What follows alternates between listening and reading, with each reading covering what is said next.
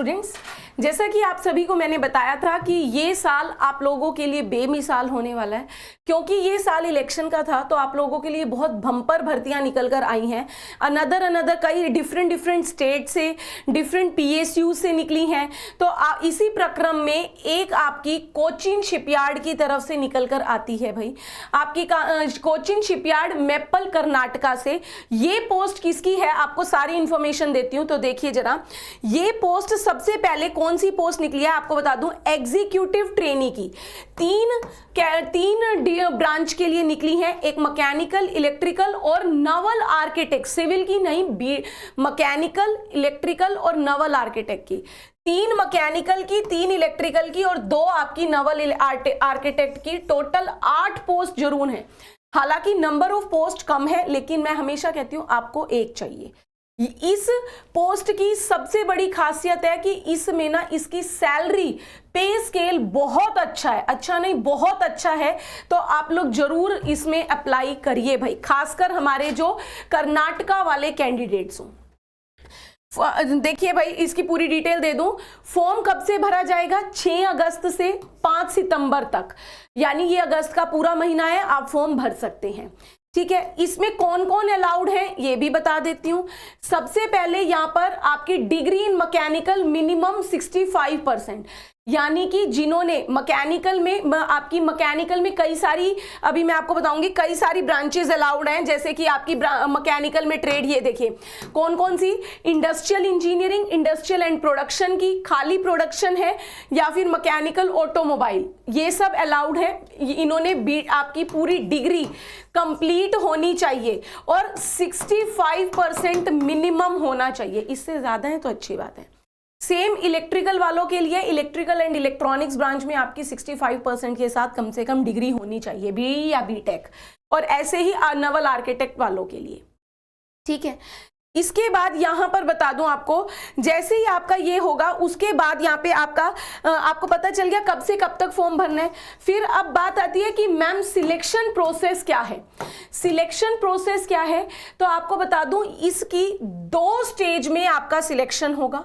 सबसे पहले आपका पेपर होगा फेज 1 में। फेज 2 में आपका क्या क्या है? फेज 2 में अगर मैं बात करूं, आपका जीडी है, राइटिंग स्किल्स है और पर्सनल इंटरव्यू है। फेज 1 जो है वो आपका 60 मार्क्स के लिए रहेगा। फेज 1 आपका किसका? 60 मार्क्स के लिए। और फेज 2 में जो जीडी है, जीडी के 10 नंबर है, राइटिंग स्किल्स के भी 10 नंबर है और पर्सनल इंटरव्यू आपका 20 नंबर का है। टोटल करके इस प्रकार से 100 में से मेरिट लिस्ट बनेगी।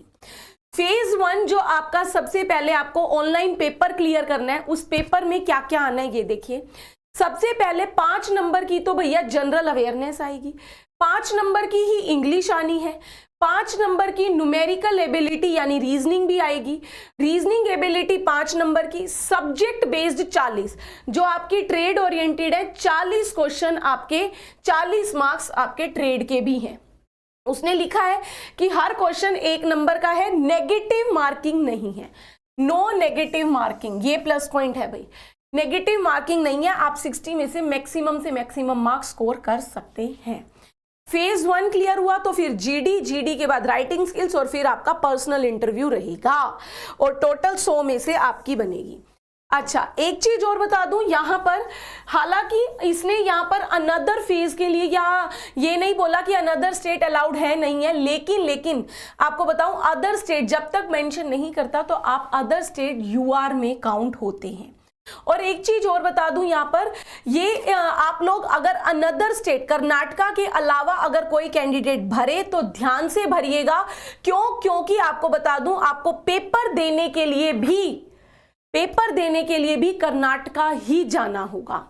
ठीक है, कर्नाटका के स्टेट्स में ही आपका, कर्नाटका के ही अलग अलग एरियाज में आपका पेपर होगा और पोस्टिंग तो है वो कर्नाटका भी हो सकती है और इसके अलावा कोई और शिपयार्ड को, और कोई कोचिन शिपयार्ड का कोई अनदर प्लांट है तो वहां पर भी हो सकती है।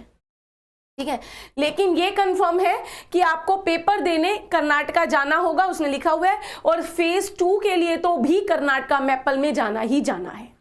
ठीक है, ओके इसके बाद नेक्स्ट देखिएगा, यहाँ पर इसने क्वालिफिकेशन आपको बता दी कि कम से कम आपके पास बीटेक होनी चाहिए, यहाँ पर इन ब्रांचेस में होनी चाहिए, ये आपको मैंने बताई। फिर इसके बाद यहाँ पर बात आती है कि आपकी फीस कितने का, मैडम ये फॉर्म है कितने का, तो आपको बता दूं बच्चे, नेक्स्ट आ जाइए, ये 1000 रुपए का फॉर्म है। जो हमारे जनरल कैटेगरी के हैं उनके लिए 1000 रुपए का फॉर्म है, SC ST के लिए कोई भी फीस नहीं है। ओके SC ST की कोई भी फीस नहीं है, जनरल के लिए 1000 रुपीज का ये आपका फॉर्म रहेगा, याद रखिएगा। ऑनलाइन कैसे अप्लाई कैसे करना है आपको भाई ये ऑफिशियल साइट बताई हुई है, इसी पर जाके भरिएगा। udupicl.com पे आप जाएंगे, इसके करियर पेज पे जाएंगे, वहां पे एप्लीकेशन होगा, पहले आप 1 टाइम लॉगिन करेंगे और फिर आप अपनी डिटेल्स भरकर इसमें अप्लाई कर सकते हैं भाई, ठीक है। ये उसने आपको बताया, तो मैंने यहाँ पर आपको सारी इंफॉर्मेशन दे दी कि कौन कौन अलाउड है। सबसे पहले एग्जीक्यूटिव ट्रेनी की पोस्ट है, बीटेक वाले अलाउड है, आप 5 सितंबर तक इसका फॉर्म भर सकते हैं, 1000 रुपए का फॉर्म है। और मैंने आपको बताया था कि इसकी सबसे बड़ी खासियत क्या है कि इसकी जो आपकी पे स्केल, इसका पे स्केल बहुत अच्छा है भाई। तो अब पे स्केल मैडम कितना है ये बता दीजिए। मैंने आपको बताया, ये देखिए बेसिक पे 40,000 की रहेगी और बाकी इसमें अलाउंसेस बहुत अच्छे अच्छे हैं। तो इस प्रकार से टोटल पे स्केल आपका 88,483 रुपए का बनेगा। तो बीटेक वालों अच्छा मौका है, ये मत देखिए एक ही है भैया, तुम्हें आपको ये मत देखना कि 8 ही पोस्ट हैं क्या क्या करेंगे, तो भैया आपने तो एक ही लेनी है। तो 88,483 रुपए पर मंथ आपकी जेब में आएगा, 10 लाख के करीब करीब की आपकी सालाना इनकम बनती है, ठीक है। तो आप लोग इसको भर लीजिएगा, खासकर जो कर्नाटका के कैंडिडेट्स हों। तो इसके साथ आपको बता दूं भैया, अगर आप लोग तैयारी कर रहे हो अपने बीटेक अपने इलेक्ट्रिकल सिविल मैकेनिकल के किसी भी जेई की, तो उसके लिए हमारा जेई फाउंडेशन बैच चल रहा है KGS एप्लीकेशन पर 999 का। तो आप लोग इससे यहाँ पर एनरोल कर सकते हैं।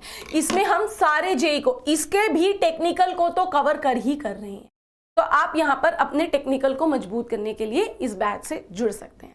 ऐसी इंफॉर्मेशन के लिए जुड़े रहिएगा मेरे साथ इसी KGS इंजीनियर्स चैनल पे, और इसके टेलीग्राम ग्रुप को भी, आप टेलीग्राम चैनल को भी सब लिंक उससे भी ज्वाइन हो जाइए अगर नहीं है, क्योंकि वहां पर आपको सारी ये नोटिफिकेशन की डिटेल्स भी दी जाती हैं, ठीक है। तो मिलते हैं अब आपसे नेक्स्ट सेशन में। डेली 3 बजे हमारी इलेक्ट्रिकल की क्लास होती है, वहां पर आप जुड़ना मेरे से मत भूलिएगा। तब तक अपना ध्यान रखें, थैंक यू।